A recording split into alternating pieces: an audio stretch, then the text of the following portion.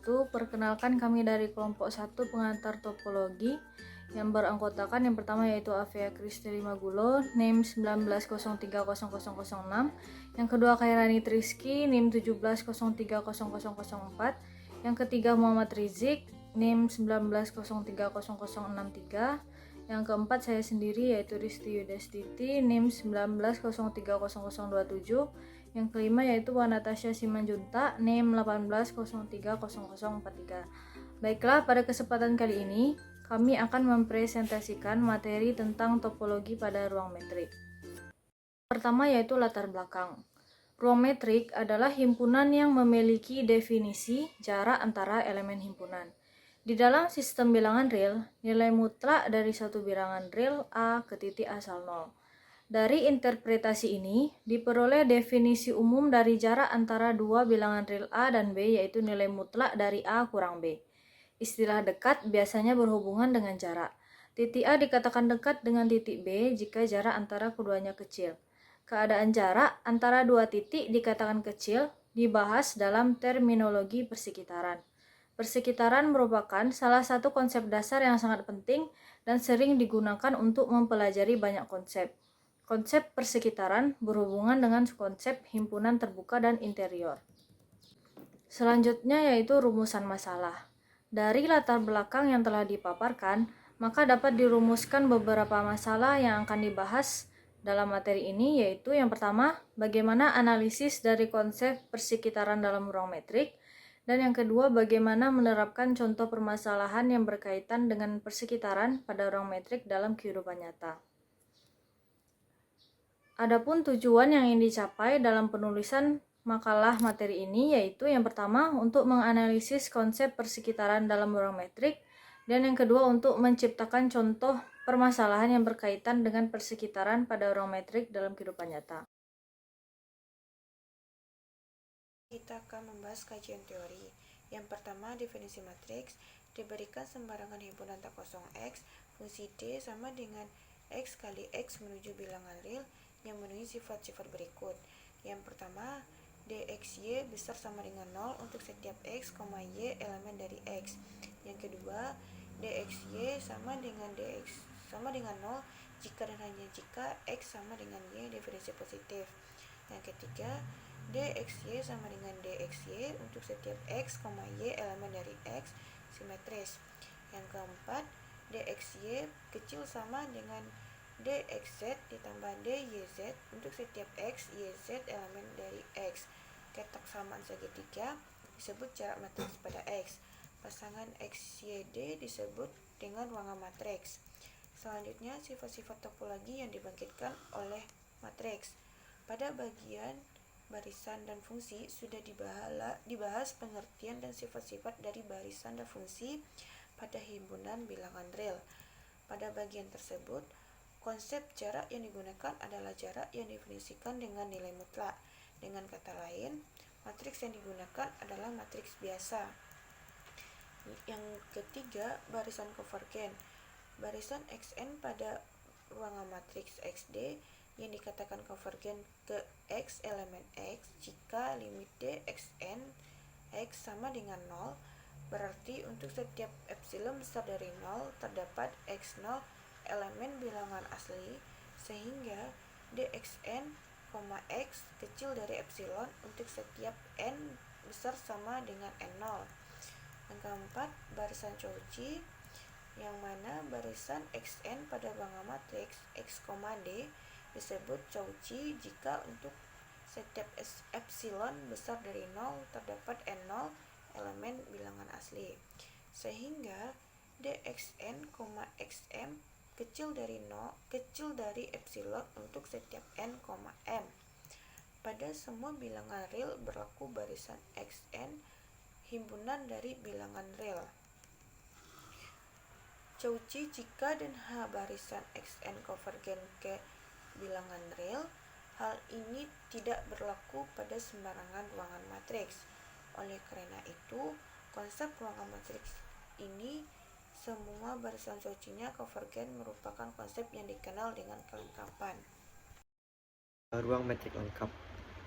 Bartle dan Serbert menjelaskan bahwa ruang metrik dikatakan lengkap jika dan hanya jika setiap barisan Cauchy di X konvergen di X kecil.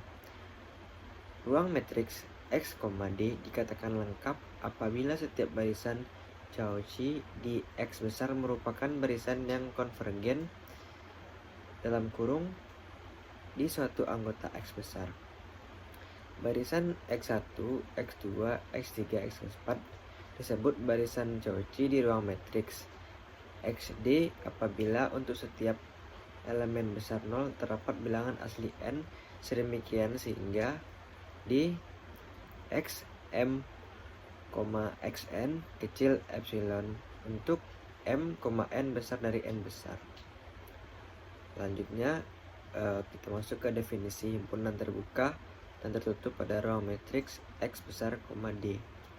Diketahui X besar, D ruang matriks yang mana himpunan G dikatakan terbuka di X besar jika untuk setiap X elemen X besar terdapat persekitaran U besar dari X sehingga U epsilon dari G. Himpunan H dikatakan tertutup di X jika X dikurang H terbuka di X besar. Pada bagian himpunan terbuka dan tertutup dibuktikan bahwa irisan berhingga himpunan-himpunan terbuka di R masih terbuka di R. Dan gabungan himpunan-himpunan terbuka di R masih terbuka di sifat-sifat yang dimiliki oleh si R. Sifat ini dapat diturunkan untuk sembarang ruang matriks X besar, D. Untuk membuktikannya, tinggal mencari dan mengganti persekitaran epsilon pada R, yaitu X dikurang epsilon, X ditambah epsilon dengan persekitaran epsilon pada X, D. Selanjutnya, masuk ke definisi fungsi kontinu pada ruang metrik X, D. Diberikan dua ruang matriks X, D dan Y, P, fungsi f X menuju Y dikatakan kontinu di X0 elemen X jika untuk setiap P elemen fx0 persekitaran epsilon dari fx0 terdapat n omega x0 persekitaran omega dari x0 sehingga untuk setiap y elemen x berlaku x elemen n omega x0 menuju fx elemen v omega fx0. Menggunakan istilah epsilon dikurang omega, definisi fungsi kontinu dapat dinyatakan sebagai berikut, yaitu fungsi fx menuju y dikatakan kontinu di x0 elemen x jika untuk setiap epsilon besar 0 terdapat omega besar 0 sehingga untuk setiap y elemen x berlaku dx, x0 kecil omega menjadi p fx, fx0 kecil dari epsilon. Selanjutnya kita masuk ke persekitaran. Untuk mendefinisikan persekitaran sendiri dibutuhkan pengertian persekitaran epsilon yang diberikan sebagai berikut. Definisi persekitaran, misalkan diketahui titik x elemen R dan epsilon besar dari 0, persekitaran epsilon dari x adalah himpunan n epsilon x sama dengan y elemen R x kurang y kecil dari epsilon. Adapun permasalahan yang berkaitan dengan persekitaran pada ruang metrik. Nah, secara umum untuk sebarang dua titik x1, y1 dan x2, y2 di bidang koordinat kartesius jaraknya adalah akar pangkat 2 dari x1 dikurang x2 dikuadratkan kemudian dijumlahkan dengan y1 dikurang y2 dikuadratkan. Setiap titik di bidang koordinat kartesius dapat dipresentasikan sebagai pasangan berurutan dua bilangan real. Himpunan yang memuat semua pasangan berurutan bilangan real dinotasikan dengan simbol R kuadrat. Jadi R kuadrat sama dengan X, Y sedemikian sehingga X, Y elemen bilangan real. Mari kita amati dua objek, misal ada objek donat dan Angry Bird. Secara intuisi, jarak tidak boleh negatif, namun jarak bisa bernilai 0. Jarak 0 hanya terjadi antara dua benda yang sama. Jadi jarak dari si donat ke donat tersebut adalah 0. Jarak dari Angry Bird ke Angry Bird sendiri juga 0. Namun, karena donat dan Angry Bird itu berbeda, maka jarak antara keduanya lebih dari 0. Perhatikan juga bahwa jarak dari donat ke Angry Bird sama saja dengan jarak dari Angry Bird ke donat. Jadi, jarak juga bisa bersifat simetris. Contoh dalam kehidupan nyata, kalau kita jalan-jalan dari Jakarta langsung ke kota Bandung, tentu lebih dekat atau lebih pendek jaraknya dibandingkan kita singgah lebih dahulu dari Jakarta ke Bogor lalu ke Bandung. Sehingga terbentuklah suatu ketaksamaan yang disebut ketaksamaan segitiga. Untuk menganalisis sifat jarak antara dua objek, mari kita notasikan fungsi jarak dengan huruf D, sehingga dA, B artinya adalah jarak dari objek atau titik A ke objek atau titik B. Mari kita simbolkan sifat-sifat di atas dalam bentuk notasi matematika. Sifat pertama, di mana dA, B besar sama dengan 0, untuk jarak tidak boleh negatif. Sifat kedua, dA, B sama dengan 0, jika dan hanya jika A sama dengan B, di mana jarak dua benda berbeda haruslah tidak 0. Jika jaraknya 0, maka bendanya harus sama. Jarak benda dengan dirinya sendiri adalah 0. Sifat ketiga, dA, B sama dengan dB, A, di mana jarak bersifat simetris. Jarak dari objek A ke B sama dengan jarak dari objek B ke objek A. Sifat keempat, yaitu ketaksamaan segitiga, di mana dA, C sama dengan dA, B ditambah dB, C, di mana ketaksamaan segitiga, perhatikan kesamaan bisa terjadi contohnya saat A sama dengan C. Selanjutnya, fungsi jarak D, X kali X, aksen N, R ini baru dikatakan metrik kalau memenuhi keempat sifat di atas, yakni non-negatif, simetris, bernilai 0, jika dan hanya jika untuk pemetaan sepasang objek yang sama, serta memenuhi ketaksamaan segitiga.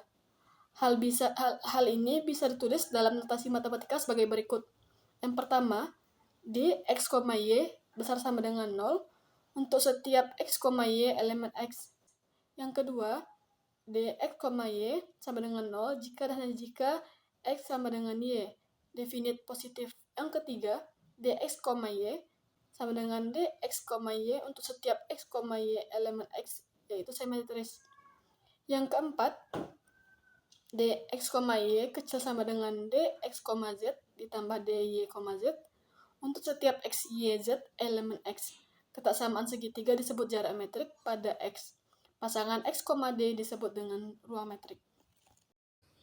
Kesimpulannya adalah metrik adalah abstraksi dari jarak, sedangkan ruang metrik adalah himpunan yang dilengkapi dengan fungsi metrik, sehingga jika kita mengambil dua objek pada himpunan tersebut, maka kita bisa menghitung jaraknya dengan fungsi metrik yang sudah didefinisikan. Jadi, metrik ada banyak dan tidak harus mengikuti teorema Pythagoras. Kita dapat mendefinisikan jarak sesuka kita, dan selama memenuhi keempat sifat di atas yang telah dibahas tadi, maka definisi jarak tersebut adalah suatu metrik. Ruang metrik adalah himpunan yang dilengkapi oleh fungsi metrik. Fungsi metrik itu sendiri merupakan alat ukur yang menyatakan jarak dari objek-objek pada ruang metrik. Baiklah, sekian dari kami. Mohon maaf apabila ada kesalahan. Terima kasih atas perhatiannya. Assalamualaikum warahmatullahi wabarakatuh.